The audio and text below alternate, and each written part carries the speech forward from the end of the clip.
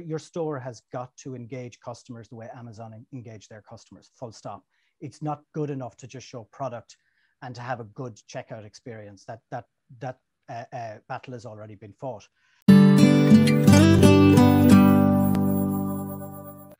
Hello and welcome to the Checkout Scout tent. Today in the tent we have Alan Gormley from Shopbox, which is a really interesting technology which is looking at how they can improve experiences for customers on e-commerce stores, and we'll talk about that a little bit further in the future.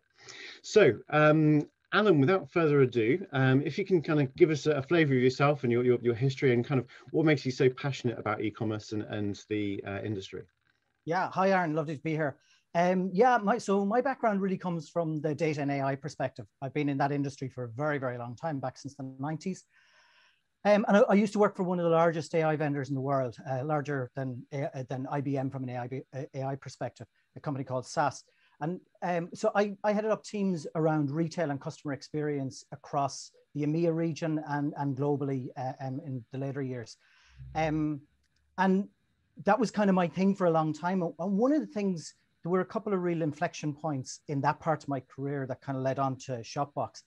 And the really big one was that I saw huge companies were making a fortune out of this technology, like really getting massive uplift from understanding customers and nurturing customers in a very different way. And nobody else was getting to take advantage because way too many barriers. So about 5 years ago, we really started thinking about how do we do this, but remove the barriers, because it can't just be that the top 3 companies always win. So we really focused on that. I went off, worked for a travel startup, and we tried out a few of the ideas there. So how do we redo AI so that we don't need to have a big data science team? So we don't need 3 months to start a project. How can we just drop it into an e-commerce store and make it work? So that's kind of where we led up to Shopbox. And then just over a year ago, just as the lockdown was hitting, we decided to go for it. So, which at the time probably felt like a bad idea, but it's worked out really well for us. Obviously, a lot of people are moving on the e-commerce side. It's exploding. But also for us, we had got it to the point where we could just drop this into stores. So as people were coming online, it was very easy for us to work with them. Good timing on the startup.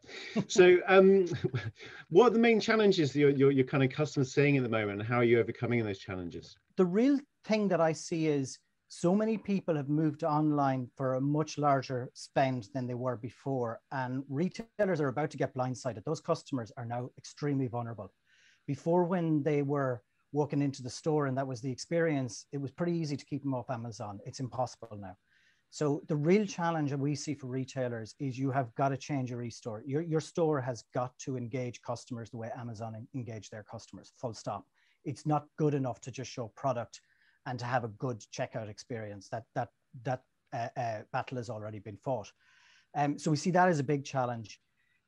The other thing, with the number of retailers now online, with D2C coming along really strongly, the competition on customer acquisition side has gone through the roof. We talk a lot to our clients about they're using Facebook and Instagram to constantly reacquire the same customers over and over again. That's not a good use of that money. So we see, the e-store is the place that it's the only part of the internet they own. They really need to own it now and not just use it as a product display mechanism. And I mentioned D2C. D2C is coming on so strongly. Multi-brand retailers are getting hit with that. Still think there's a huge opportunity. Multi-brand retailers, if they're about customer, can own the customer, but they've got to focus on customer and not focus on product and brand. Yeah, I think you're right there. There's a lot of activity happening in social, those 20% off first orders. Yeah. I mean, I've been a new customer of a specific supermarket 7 times. Even the delivery driver said, welcome, gave us a complimentary bottle of wine and said, welcome to joining us again. And it's like, well, I've got 7 email addresses for that. So it is a challenge. Yeah, it really is. It is. And like the very first retailer we worked with, in the first meeting, they said our margins are close to 0 on our first sale. That's not a good place to be. But, own customers, nurture customers and grow customers. That's where it's at. And yes, use Facebook and Instagram and Google to get them in, but then own them. That's really important. So what does good look like for technology or customers using technologies like you? Who's really doing it well? Let's talk about what bad looks like. So the one thing that I see time after time after time is people bias how they talk to customers. So in data and in AI, we talk all the time about bias. And what we mean by that is, I have a phrase I say to customers: don't listen to your marketers, listen to your customers. Okay, so if a marketer says the two products go together, that's not true unless a customer believes it. Okay, so for us, every time we see something that looks like bias, every time there's opinion, we got to take that out. And it doesn't mean you're not creative, but you spend your time being creative about the art of the possible, but then test it and let customers decide if it's the right thing to do. You'll tweak very, very quickly. So for us, where we see people really use data, we know they're good. Okay. The other thing that I find is changing very rapidly is there's way too much heavy lifting in technology today. So retailers are still spending 3 months getting platforms up and running. That's crazy in these times. You know, we saw how rapidly the last year moved. So for us, I love technology companies where things just drop in, where everything is wrapped up and ready to go, and you tweak it rather than have to start and think for yourself from scratch. You know, if they've done it 1,000 times before, why do you have to rethink it for them?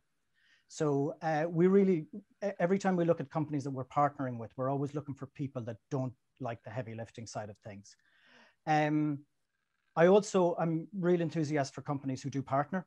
I think you focus on what you're good at. These days, technology works well together. There's no reason for everybody to have every piece of technology. We will never create an email engine. We will never do a notification engine. That's not our gig. We want to inform those things. We want to integrate with those things, but you know, we appreciate people who do those well. So they're the real things for me. It's like focus on what you do really well, take bias out, and make it light. You got to make it easy for retailers. It's too difficult at the moment. In the industry in e-commerce, what are some of the kind of technologies who are really smashing it out of the park at the moment? Which are the ones to watch? Yourself, obviously, but who else in the industry is really kind of setting the world alight at the moment? Yeah, so I think look, I'm going to mention Shopify from the point of view of they've been a lifeline for a huge number of retailers. So we all know that. So we don't need to spend the next 5 minutes talking about that. But what they do extremely well.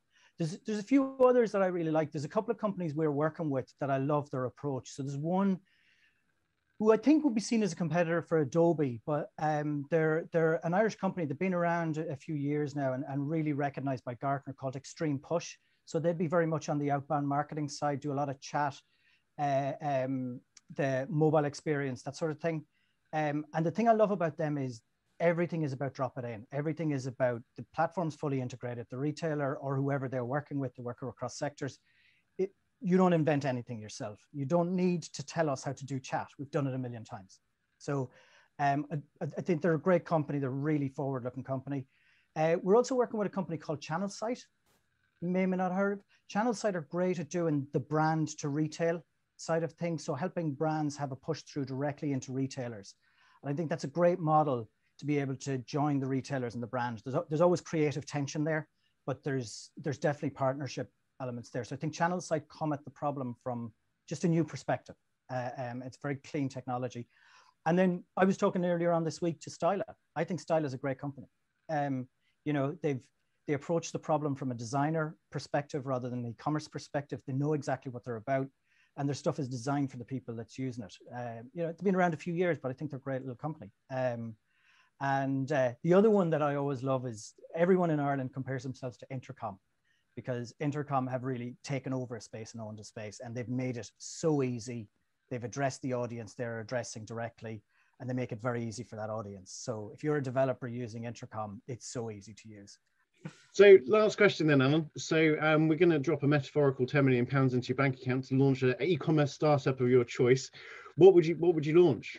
If I was launching something, I was thinking about this quite deeply, and I thought e-commerce is great at selling stuff. And I think we know we're going to come out of this with experience as being the most important thing. And as I think through experience, there's some startups who do some experience stuff, but most of it's like people like travel and entertainment to experience, but nobody's really codified experience. There's no Amazon of experience. So I don't think the travel industry is up for it. I think the travel industry is still about flogging seats on planes. And hotel rooms. They're not really, you know, they're still the old agency model, just moved online. I think there's a huge amount to do there. So I nearly take a step completely back from e-commerce today and say, let's look at experience. Who's going to be the Amazon of experience? And if you give me the 10 million, I'll try. But I think it could be really interesting. We're going into sustainability world where people are not going to be spending as much on stuff, or they're going to try and recycle stuff and be much more coherent about that. So I think experience is where it could be at. And it'd be interesting to see how much the experience industry starts to borrow from retail. Alan Gormley, thank you very much for your time in the tent here today. Some really interesting things there. I think obviously what you're doing at Shopbox in terms of nurturing customers along their journey is really interesting. So if anyone kind of needs that, then it's worth getting in touch with Alan and then discovering in more detail what they do. Obviously, the Shopify mentioned there, Shopify is a very common theme we hear about how they are actually moving things forward really, really quickly. So it's quite a common mention on the interviews as we go through. And lastly, there, obviously, your idea about the experience, the Amazon for experience, I think is fantastic. So the check is in the post, Alan. So it's.